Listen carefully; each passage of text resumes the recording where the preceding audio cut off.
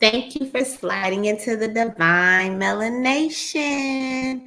Y'all, they said third time is a charm. I recorded this episode too. Okay. I wasn't putting some stuff together. The math was mathing and I was not recording. But guess what, y'all? Yeah, girl is recording now. So today on the Divine Melanation, we're going to talk about the intuitive tools that we use to become our best versions of ourselves. These are some of the tools, not all of the tools, um, but they all incorporate into one tool that I really, really am incorporating into this podcast, which is journaling. Journaling is becoming more mindful. When you journal, you become more mindful, more present, and more aware, right? And mindfulness is consistency, because if you're mindful, you're always consistent on how mindful you are to people, places, or things. Um, when you train yourself to you train with your mindfulness, you train yourself to be more attentive, more present, and more kind. And mindfulness is an exercise. It's something that you do in the now. It's something that you do, that you practice, and that you exercise on a consistent basis. Um, Most of the times, the act of mindfulness is equivalent to being in like a meditative like state, you know. But when you're being mindful, and this is like in journaling, you know what I'm saying? You train yourself to be you train yourself on focusing on self-love, on happiness. Um, you understand the effectiveness of being present, and it's also a place where when you journal, you are actually doing the very thing that you need to do. You are clearing out the clutter. You're clearing the clutter that will help you interpret your thoughts, feelings, reactions, and actions with motive. You know what I'm saying? So that's one thing that journaling that for me, like I told y'all in the first episode, I do not do clutter. Like I cannot think in clutter. Clutter is not something that is my best friend. I don't fuck with it at all. But you know, that's just that's where I know that I'm my lightest as a feather. I like to say light as a feather. Um, the next tool that we're going to talk about is affirmation. A lot of people don't know how to affirm themselves. Um, an affirmation, basically, y'all. Because okay, so I got this from my therapist. My therapist, when I first went to my therapist, he was like, "Okay, so Simone, you need to what's your affirmations?" And he was like, and I was like, I'm a mother. And he was like, "No, what's your affirmations? How do you affirm yourself?" And I was like, "I'm a mother." And he was like, "No." And he was like, "I'm gonna give you mine." And he was like, "I'm a national renowned known blah, blah, blah, blah, blah. He just went on and on and on. And I was like, whoa, you remember? I was first took it back because I was like, dang, nigga, you remember that shit? And then it was when he said it again, because he said it 3 times. So when he said it again, I was like, he really believed that shit.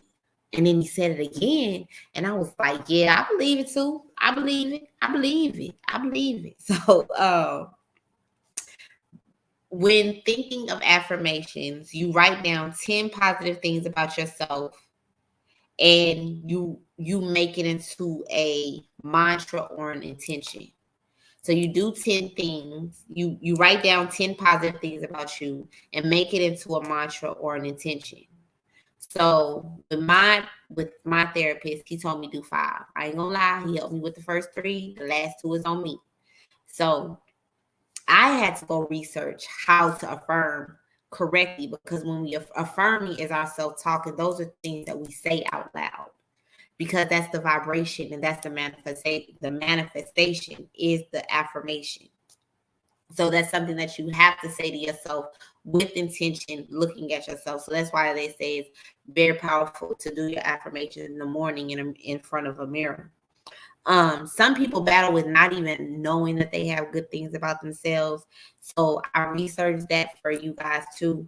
If you write down 5 negative thoughts that you might have had frequently, and reword those into positive affirmations.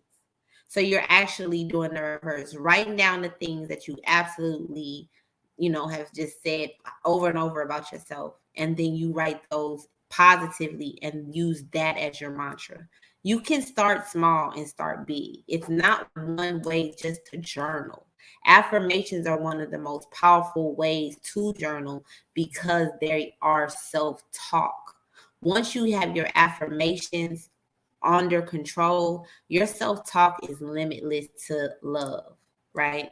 So your when you're doing these affirmations, they're not something that someone is telling you that you are. They're something that you're telling yourself that you are. Ways to train your subconscious mind with vision affirmation is when you make a clear, definitive statement about yourself as if it's already true. Your subconscious mind takes over and it will act in accordance as that belief. And so that's like, you know what I'm saying? Ashe. That's saying it is what it is. You know what I'm saying? So when you do write your affirmation, when you say your affirmation, you making it come to fruition. So it's like it is. Ashe. It is. So it is. So it is. So it is. Um and most when you write in your journal, you want to record your mantra. And what you want to memorize that. Y'all, that's something when people ask you who you are, when you give people surface things about who you are, that gives them a surface idea of who you are. But if you go deep and you tell people exactly who you are, where you stand, and where your boundaries are, that's a beautiful place to be in. That is a beautiful place to be in. The next tool that we're going to talk about is gratitude or gratification. Um, Gratitude is the quality of thoughtfulness, right? I was researching gratitude and I was researching like, what gratitude was or whatever. You know what I'm saying? Because a lot of people like, okay, so y'all have a lot of journals. And for me, so I have like a little cheat journal, and it has 90 gratitude journal prompts. And it's like goes from saying something beautiful you saw today, a song that lifts your mood, an opportunity that you're grateful for, a favorite spice that improves many of your dishes, pieces of furniture at home that are just the best, something you like about work, somebody who inspires you, a piece of information you are glad to know, a moment in which you are proud of yourself. Okay, so those are gratitude prompts that y'all can go back and listen and kind of use a few. If you want that, y'all can hit me up with your email, and I will send you a screenshot of the book of the prompts, the 90 grateful prompts, journaling prompts. And so when I looked up what gratitude was, because for me, like I told y'all, I thought gratitude is the quality of thankfulness.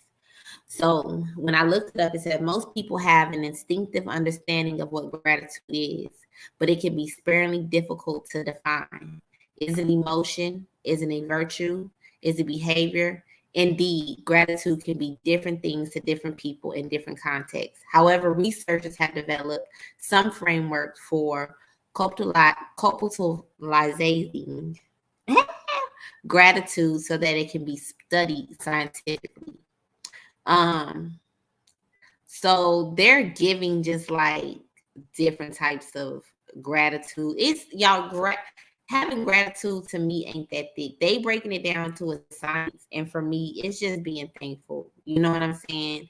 For what you have, y'all look up gratitude. They got gratitude, the origin of gratitude, the social and cultural factors linked to gratitude. Yeah, I'm going back to read this. I'll put the link to this in the YouTube and into the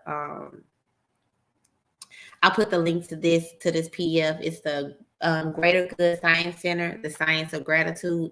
I'll put this in the description box and everything so that y'all can have this or whatever. Because it looked like it's 72 pages, but it looked like it's a pretty good read. So I'm gonna read it myself.